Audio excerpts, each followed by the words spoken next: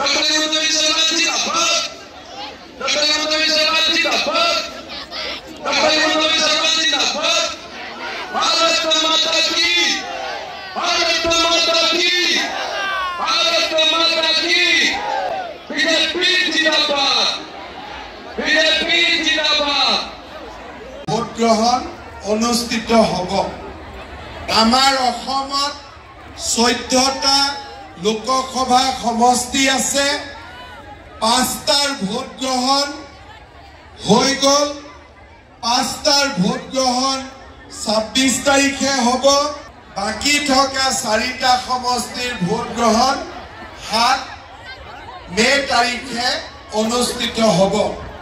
একেলগে লগ পাবৰ কাৰণে মই আপোনালোকক আজি সভালৈ নিমন্ত্ৰণ জনাইছিলো। আজি আপোনালোক সকলোবোৰ ইয়াত আহি উপস্থিত হৈ মোক যি আশীৰ্বাদ দিলে, নৰেন্দ্ৰ মোদী ডাঙৰীয়াক যি আশীৰ্বাদ দিলে, তাৰ কাৰণে মই আপোনালোকক আকৌ এবাৰ ধন্যবাদ, নমস্কাৰ আৰু কৃতজ্ঞতা জনাইছো। শ্ৰদ্ধা ৰাইজ, আমাৰ অসমত আমাৰ লক্ষ্য যে 14খন আসনৰ ভিতৰত আমি কেনেকৈ অতি কমেও 12খন আসনত আমি জিকিব পাৰোঁ।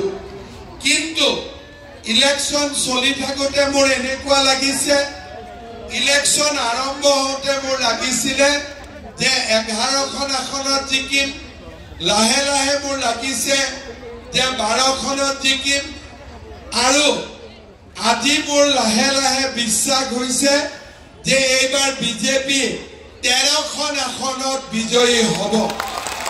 শ্ৰদ্ধা ৰাইজ, আমাৰ লক্ষ্য হ'ল 2026 চনত যেতিয়া ইলেকশ্যন হ'ব, 126টা সিটত ইলেকশ্যন হয়, আমাৰ লক্ষ্য বিজেপি যাতে অহাবাৰ 100টাতকৈও বেছি বিধানসভাত সিট জিকিব পাৰে।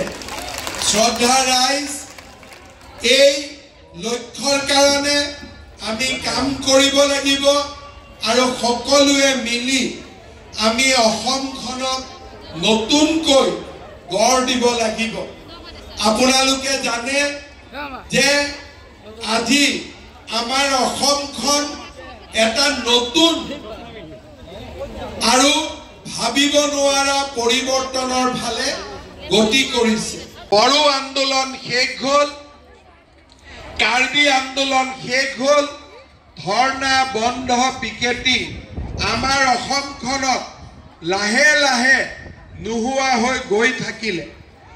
আজি আমাৰ অসমত আমি বন্ধুকে নিজৰ নামটো যদি এমপ্লয়মেণ্ট এক্সচেঞ্জত ৰেজিষ্টাৰ কৰিব খোজে, তাৰ কাৰণেও টকা দিব লাগিছিল। আজিকালি ঘৰত বহি আমি কম্পিউটাৰত নাম ৰেজিষ্টাৰ কৰিব পাৰোঁ। আমি কাকো টকা পইচা দিয়াৰ প্ৰয়োজন নহয়। চৰকাৰী কাৰ্যালয়বিলাকত লাহে লাহে দুৰ্নীতিৰ পৰিমাণ কমি কমি গৈ আছে। আমাৰ অসমত ইনফ্ৰাষ্ট্ৰাকচাৰৰ এটা নতুন বিপ্লৱ আৰম্ভ হৈছে। প্ৰধানমন্ত্ৰী ডাঙৰীয়াৰ নেতৃত্বত ধলা শদিয়া দলং সম্পূৰ্ণ হ'ল। প্ৰধানমন্ত্ৰী ডাঙৰীয়াৰ নেতৃত্বত বগীবিলত দলং সম্পূৰ্ণ হ'ল। এই 2024 চনৰ ডিচেম্বৰ মাহৰ ভিতৰত গুৱাহাটী উত্তৰ গুৱাহাটীৰ দলঙো আমি সম্পূৰ্ণ কৰি পেলাম। অৰ্থাৎ বেজেৰাৰ পৰা আমি যদি গুৱাহাটী যাব লাগে, এতিয়া আমি আমাৰ গৌৰীপুৰৰ পৰা আমি দলঙত উঠিলে চিধা চিধি গৈ আমি ফাঁচী বজাৰত আহি উপস্থিত হ'ম। আমি অৰুণোদয় আঁচনি দিয়াৰ বাবে সিদ্ধান্ত গ্ৰহণ কৰিছোঁ। শ্ৰদ্ধা ৰাইজ, আমাৰ মাজত বহুত পৰিয়াল আছে যাৰ ঘৰত এটাও চৰকাৰী চাকৰিয়াল নাই, যাৰ ঘৰত আছে আছে, যাৰ ঘৰত নাই নাই। আমি কি সিদ্ধান্ত লৈছো, যেতিয়া আমি 50,000 চাকৰি দিম, এটা পৰিয়ালতে দুটা তিনিটা চাকৰিৰ পৰিৱৰ্তে প্ৰতিটো পৰিয়ালে যাতে চাকৰি পাব পাৰে সেই কাৰণে এইবাৰ আমি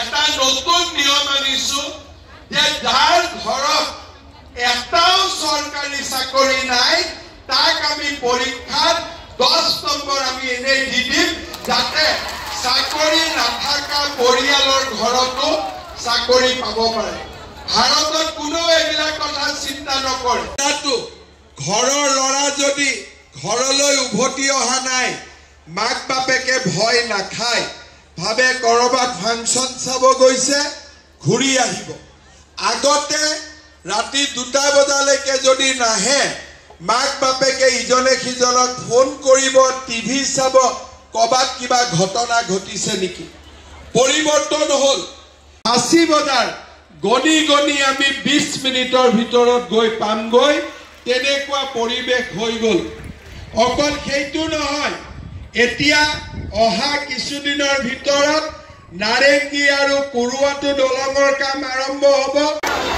পৰম সদা ৰাইজ আজি সন্ধিয়া এইখন মঞ্চতে পুনৰ গীত পৰিৱেশন কৰিব জনপ্ৰিয় কণ্ঠশিল্পী বিহু কাশ্যপৰ লগতে আমি আপোনালোকৰ সকলোৰে আমি আন্তৰিকভাৱে কামনা কৰিছোঁ পৰম সদা ৰাইজ বেজেৰা কেন্দ্ৰীয় ৰঙালী বিহু উদযাপন সমিতিৰ উদ্যোগত অনুষ্ঠিত হোৱা বিহু